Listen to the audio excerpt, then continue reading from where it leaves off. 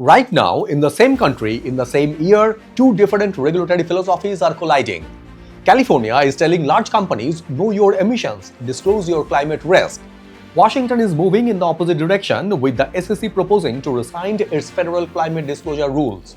So is ESG dying in America? Not exactly. The real 2026 story is much more interesting. ESG isn't disappearing, it's becoming fragmented. And if you are a US entrepreneur, CEO, CFO, investor, or a global company doing business in America, this regulatory split could directly affect your cost of doing business. Hi, this is Indranil and welcome to the Spotlight Media and Technology, where you go beyond profession, beyond headlines, beyond borders. Today, we are decoding the biggest misconception around ESG in America.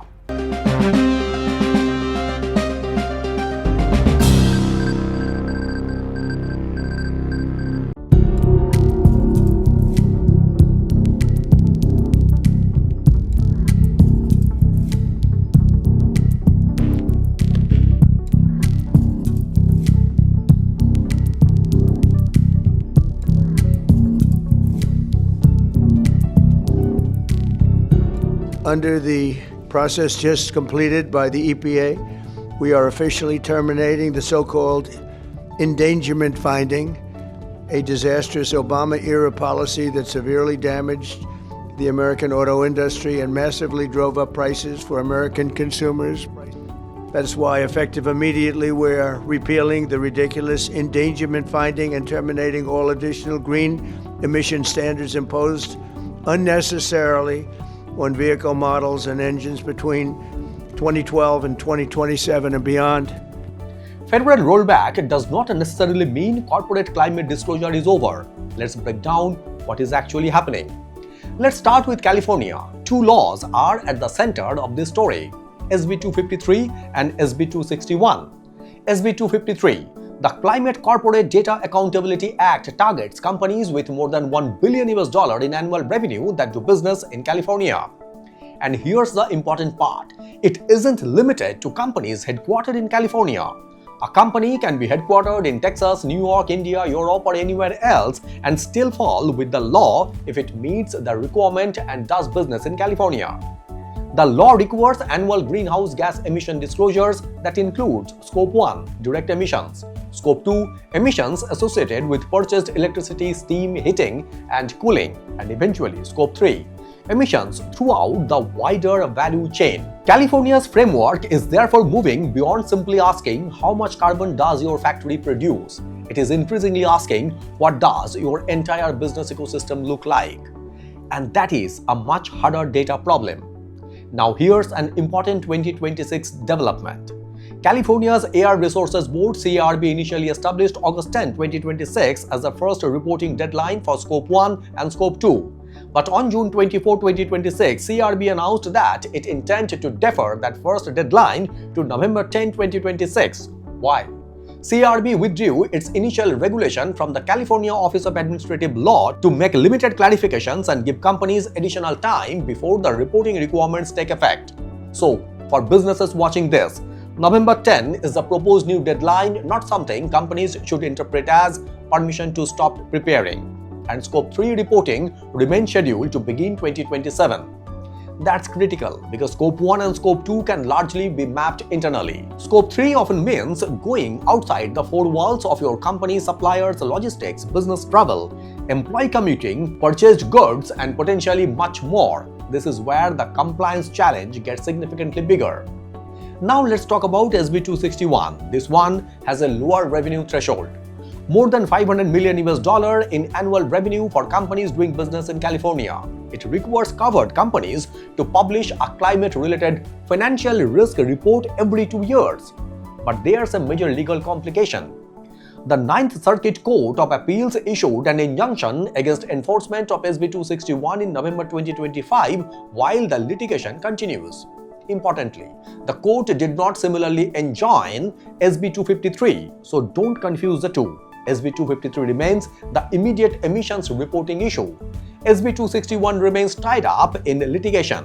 That distinction matters enormously for corporate compliance teams. Now let's turn to Washington. In March 2024, the SEC under the Biden administration adopted its climate-related disclosure rules.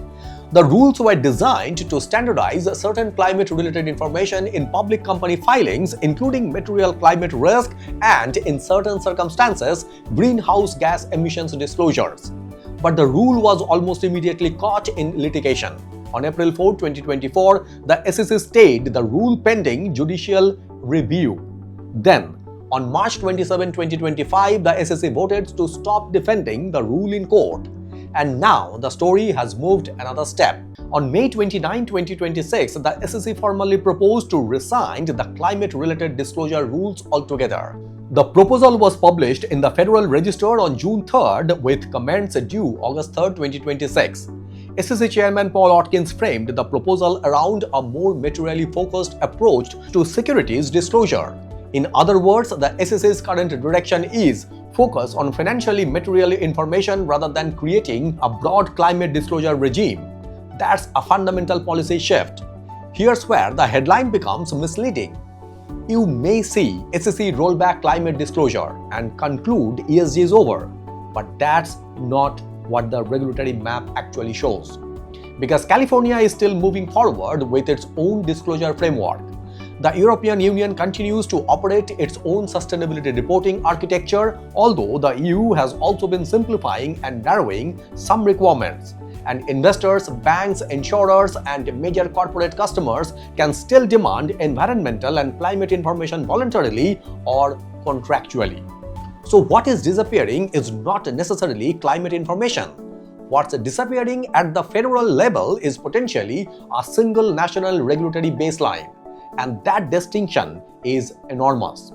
Imagine you are the CEO of a company with $2 billion in annual revenue. You are headquartered in Texas.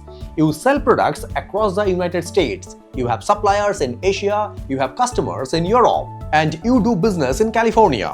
Washington may not require you to follow the SEC's climate rule if the proposed rescission becomes final. But California can still require emissions disclosure under SB 253 if you fall within its scope, and your European operations could create additional sustainability reporting obligations. Suddenly, your problem isn't, do I have to report ESG? Your problem becomes, which jurisdiction requires what and when? That's regulatory fragmentation. And here's the irony. Deregulation at the federal level doesn't automatically mean lower compliance cost for every large company.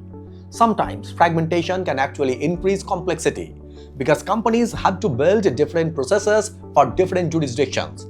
And this is where the Spotlight Media and Technologies perspective becomes important. We don't see this simply as an argument between pro-ESG versus anti-ESG. That's too simplistic. We see it as a governance, risk, and resilience question. For a business leader, the critical question is, can you produce reliable information about your own environmental and climate exposure? Because whether the SEC requires it or not, your investor may ask, your customers may ask, your lenders may ask, your insurers may ask, and your international regulations may ask. So the smart business strategy isn't necessarily, let's wait until the government tells us what to do. It's, let's understand our material risk and build the data infrastructure once. Then adapt that infrastructure to whichever jurisdiction requires it. If you are running a US company, here's our practical view. Number 1, know your exposure. Look at your annual revenue. Look at where you operate. Look at where you sell and understand whether California's Nexus requirements apply to you. Number 2, don't wait for November. If you are potentially subject to SB 253, start building your Scope 1 and Scope 2 inventory now. The deadline may have moved, the data problem hasn't. Number 3, build your multiple jurisdictions. If you are already operating globally, don't build a California-only system. Build an emissions and sustainability data architecture that can support multiple reporting requirements. Number 4, treat ESG data as business intelligence. Don't think only about compliance. Think energy efficiency, supply chain resilience, insurance exposure, operational risk, capital allocation, customer expectations. That's where ESG becomes commercially relevant. So let's come back to our opening question. Is ESG dying in America? Our answer is, that's a wrong question. The more accurate question is, who is regulating it? Where and why? Washington is moving toward a narrower materiality-focused federal disclosure philosophy. California is continuing to build a large company climate disclosure framework, and global companies are navigating international requirements at the same time. So the center of gravity is shifting from one federal rulebook to a more complicated ecosystem of states, markets, investors, customers, and international regulators. That's not necessarily the disappearance of ESG, it's decentralization and fragmentation. And for entrepreneurs, fragmentation can be more challenging than a single rule, because the winning strategy isn't to bet that ESG disappears. It's to build systems that can adapt, build once, measure accurately, govern the data, and adapt the reporting to the jurisdictions. That's what resilience looks like. And that's our strong view at the Spotlight Media and Technology. ESG shouldn't be treated as paperwork. It should be treated as business intelligence, risk management, and governance infrastructure. California didn't simply win. Washington didn't simply kill ESG. The rules are moving in different directions, and businesses are caught in the middle. The companies that understand that reality early will have an advantage over those still debating whether ESG is alive or dead. If you are navigating ESG regulation, climate disclosure, governance, or sustainability strategy at your organization, we help companies with ESG strategy and communication. Link in the description. This is the Spotlight Beyond Profession, decoding business, market, policy, sustainability beyond the headlines, beyond profession, beyond headlines, beyond borders. Thank you very much for watching and signing it off.